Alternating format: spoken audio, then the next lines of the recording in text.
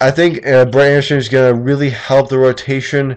I think he's going to do a lot in bringing some veteranship into, in my opinion, a young rotation with Jared Parker. And I think this is the best thing that the A's could possibly get right now is Brett Anderson back off the DL. And quickly, one more question about the A's. Will the A's make the playoffs this season? Yes, and as a wild card.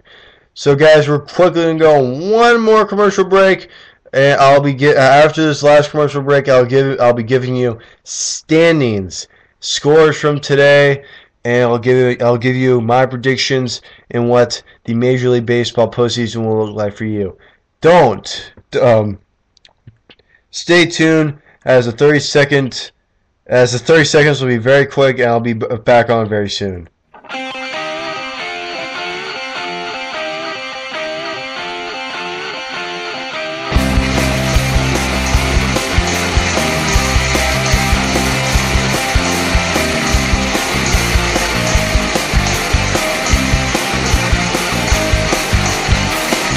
È strano se sfiorandomi riemergerai dal buio.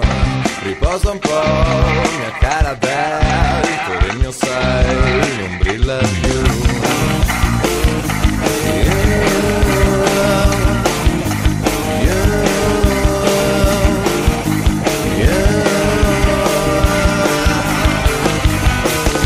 Che strano se la novità si prenderà il gioco di noi, riempie già gli spazi tuoi, che spazi di vertigine.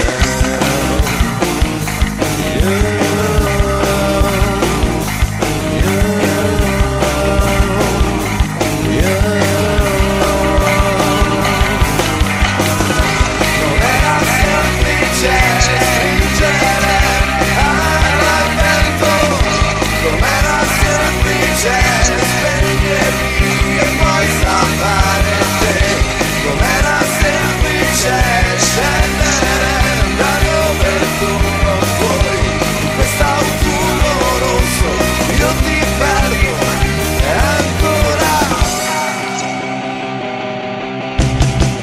Non era semplice ridere,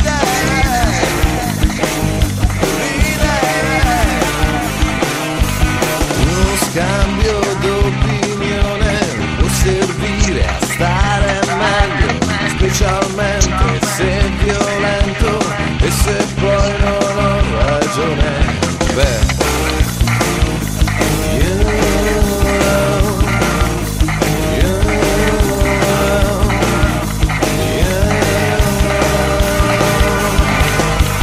poi ti guardo e ti compiaci, il tuo fare inconcludente ti ha spostato l'attenzione, piangi poco e non ricordi più.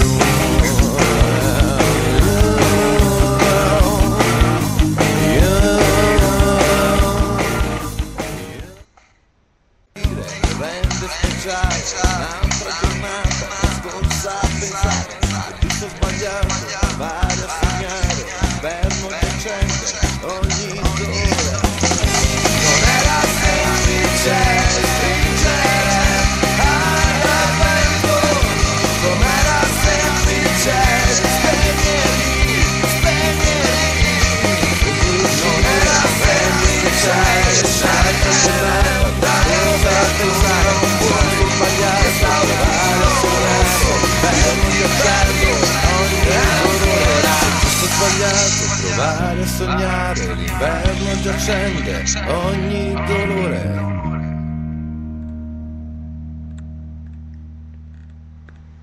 Hey, ladies and gentlemen, that's Autunno Rosso by Damash. That's gonna be my main song. That's gonna be my main song for the show. I hope you guys like it. We got less than 9 more minutes left in the show. Unfortunately, this is an hour show, so this is the last portion of the show. So let's go right at it. And I think everybody, all the kids or all the little guys have been listening show, I think they've been waiting for this. We'll be talking right now about the Little League World Series and what happened today. Let's talk about. Let's first talk about international. Let's talk about Japan. Japan.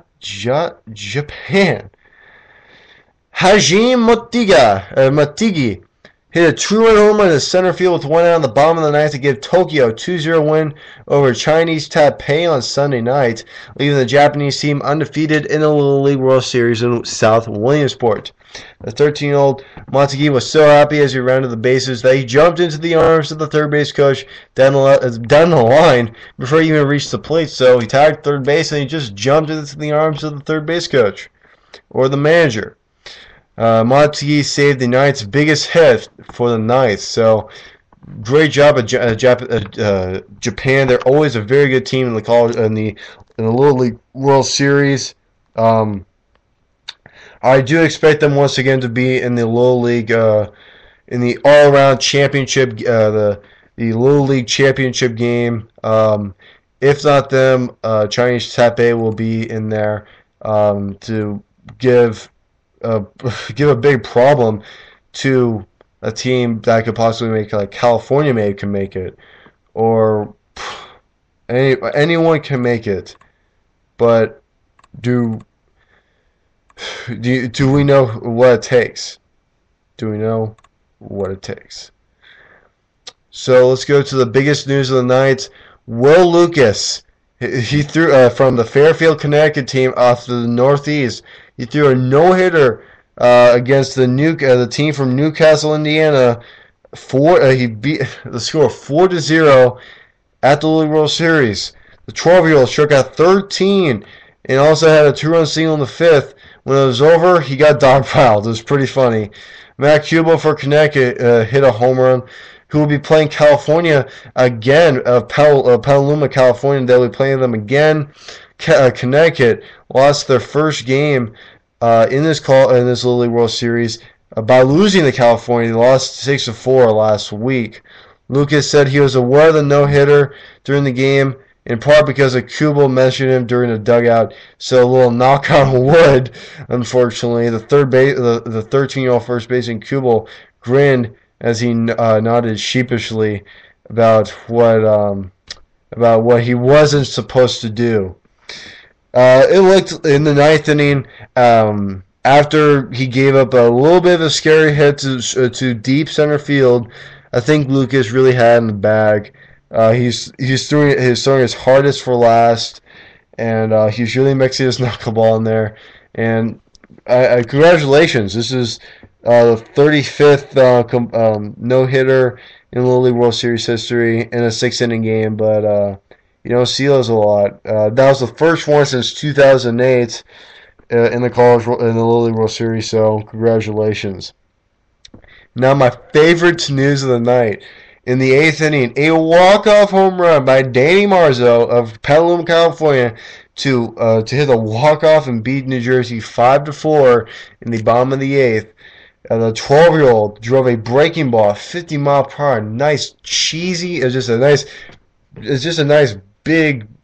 Think of it as a freaking basketball right there. Just crushed it. It's probably a very memorable game-ending shot. He crushed it.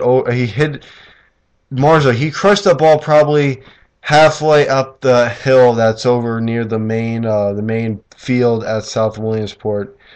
Wow. He literally crushed the living bejesus out of that ball. The California kids have a flair for dramatic victories, just like the A's, who have a major league leading 20 wins in their final at-bats. So the Petaluma team is starting to be like the A's. They have the same colors as the A's with the green and the yellow. Black and yellow, not yellow. It's green and yellow, man. Green and yellow. So, that's all with the Little League news. Pretty much, you don't really give us a lot of news because it's not really the biggest deal in the world. But I think they do make a big deal about the championship. I'll be talking about that. So, quickly, A word on the Giants game is in the bottom of the ninth inning right now.